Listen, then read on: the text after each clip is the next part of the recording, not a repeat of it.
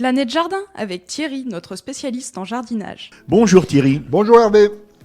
Plantation, mais pas n'importe lesquelles. On va prendre des plantations de potirons, topinambours. Bref, tout ce qui va être pour, disons, l'automne. Hein. Voilà, c'est ça, tout ce qu'on va récolter à partir de l'automne, ça va être le moment. Donc surtout là, les topinambours, on en a parlé il y a quelques semaines, là, que c'était le moment de les récolter.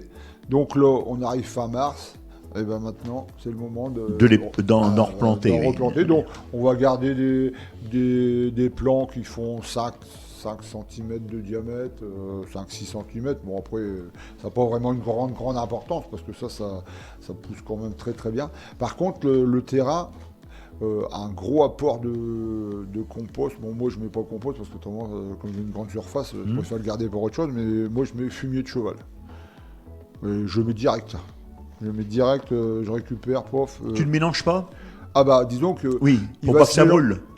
Je mélange légèrement au croc tout ça, oui. Mais c'est surtout quand je fais mes sillons, oui. Bon bah ça se mélange un petit peu. D'accord. Donc là des fois, un petit peu comme les pommes de terre, mais je mets un petit peu de potasse. Donc ma potasse, moi c'est les cendres. Donc un petit peu de potasse hop, dans le sillon, pas énormément non plus. Hein. En gros les cendres c'est 2 poignées au mètre carré. Oui, en effet, c'est pas... faut pas aller trop fort non plus, hein, parce que c'est pas bon non plus d'en mettre de trop. Donc voilà, on prépare le terrain, donc bien mélangé, hein, s'il y a du compost avec. Hein, là, cette année, j'avais mis du fumier, l'année 2021, et on a eu des topinambours de 2,50 m de haut. Ils se sont même couchés avec le vent après, tellement... Mais là, on a vraiment eu une super récolte. Donc ça vaut le coup quand même de s'en occuper. C'est vrai que c'est très bon, mais après faut manger aussi avec parcimonie. Oui. Voilà. Donc topinambour. Donc moi je fais un peu de la même façon que je fais mes pommes de terre. Un sillon d'une dizaine de centimètres de profondeur et un plant tous les pieds. Enfin bon, mes pieds c'est du 47, donc ça fait peut-être un peu grand, mais bon, disons que ça n'a pas vraiment une énorme importance, mais une trentaine ou 35 cm l'un de l'autre. D'accord. Voilà. Donc après, je fais quand même des petites buttes. Je fais des petites buttes et une fois que tout ça c'est installé, je repaille. Bon, on peut le pailler un petit peu plus tard. Comme ça m'étouffe un petit peu les herbes. Oui. Et je mets de la paille ou bien ça peut être de la tonte mélangée avec tout. Mais c'est simplement pour m'étouffer un petit peu les petites herbes qui vont pousser. Et le topinambour, il n'y a plus rien à faire. Donc franchement, c'est vraiment un légume à mettre dans son jardin. Ah oui. Même si certains disent, bah ouais, mais quand tu l'as là, t'es envahi, il faut le faire au même endroit tout le temps. D'accord. Ça n'épuise pas trop le sol. Non, si tu remets régulièrement du compost, d'accord. Voilà, c'est ça. C'est comme dans une serre, si tu remets toujours ce qu'il faut, ça va. Mais si tu remets rien, au bout d'un moment, ça t'a épuisé. Donc en faisant ça, il y aura toujours une bonne production, voilà.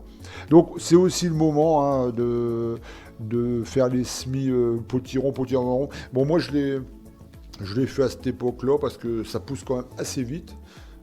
Donc là, on va les faire. Là, on fait pas de la caissette. Là, on fait du pot. Oui. On va mettre une ou deux graines, voire 3. Mais si vous mettez 3, c'est possible.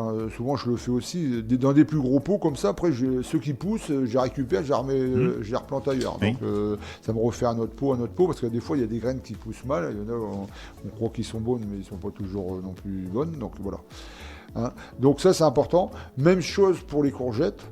Courgettes, concombres, on peut faire le même style.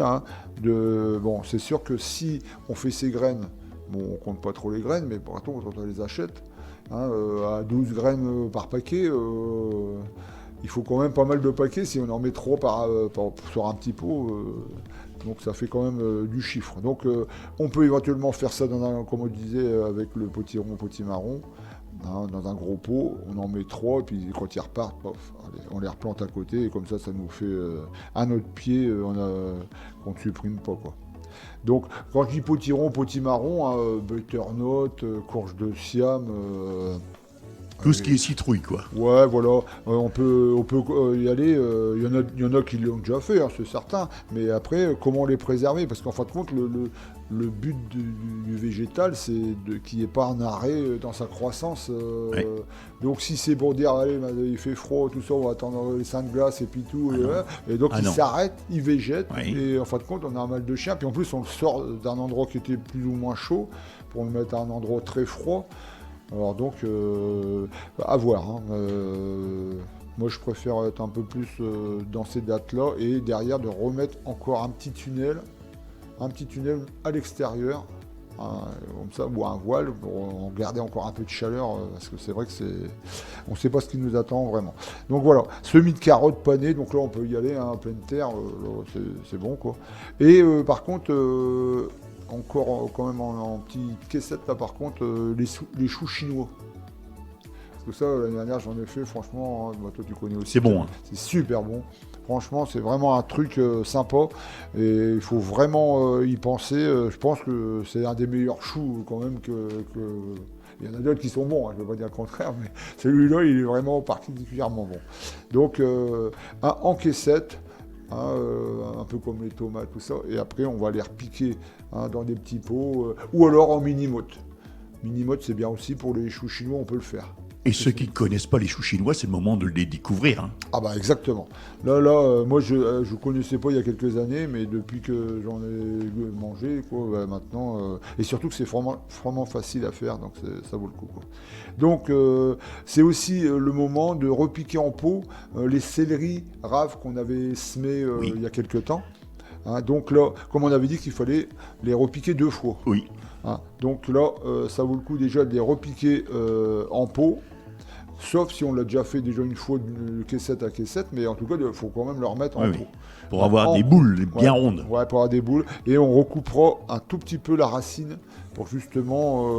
avoir cette rondeur. Voilà. Et éventuellement, voir les autres légumes qu'on a semés, hein, si c'est des salades à couper ou tout ça. On a certainement, ou des fleurs qui sont déjà... Parce qu'après, ça va vite. Hein, là, on arrive au printemps, donc maintenant, tout va se bousculer plus ou moins. Donc, plus vite c'est mis en pot. Oui, bon, après, c'est fait. préserver tout. Parce que moi, quand je vois les caissettes qu'on sème, ça fait du peuple. Tu nous donnes l'astuce du jour, Thierry? Oui, donc le petit astuce, bien sûr, comme on va bientôt installer des petites choses dans les serres, tout ça, les serres ou éventuellement les châssis, une chose qu'on ne pense pas souvent, c'est de nettoyer la bâche. On en a déjà parlé, mais... Oui, tu avais dit qu'il ne fallait pas être tout seul quand tu as des grandes serres pour les bâches. Donc, les grandes serres, eux, ils achètent des produits spéciaux pour nettoyer ça. Après, il y en a certains qui sont plus ou moins... qui peuvent aller dans le bio plus ou moins, mais bon, faut se renseigner, quoi. Mais autrement, la moindre des choses, ça serait au moins de les laver avec du savon noir. C'est le minimum, ça. Ouais, disons que c'est pas un produit corrosif, hein, ça va pas être de l'eau de javel, faut pas mettre des trucs comme ça, quoi, parce que ça c'est corrosif, c'est pas bon. Mais le savon noir, donc par contre, faut bien humidifier la serre avant. Parce que si on attaque direct avec... parce que le verre qui est dessus, ça tient bien. Hein. Et quand il est sec, alors là, c'est terrible. Donc faut vraiment l'humidifier avant. On met le savon avec un balai assez mou quand même, pas trop dur quand même, pas un balai de cantonnier, quoi. Hein, parce que pas faire des trous dans la vache. Donc voilà. Mais il faut y penser parce que la photosynthèse, avec le verre, elle se fait plus de la même façon. Hein. Donc c'est vraiment important, et en sachant qu'une bâche, elle a quand même une durée de vie normalement prévue de 5 ans, même si souvent on la laisse jusqu'à ce qu'elle soit craquée, mais elle est beaucoup moins bonne, quoi. Thierry, avant de fermer cette chronique, tu peux me dire où est-ce que l'on peut te rencontrer au Jardin des Partages? Oui, à Guiscard, sentier du Tour de Ville.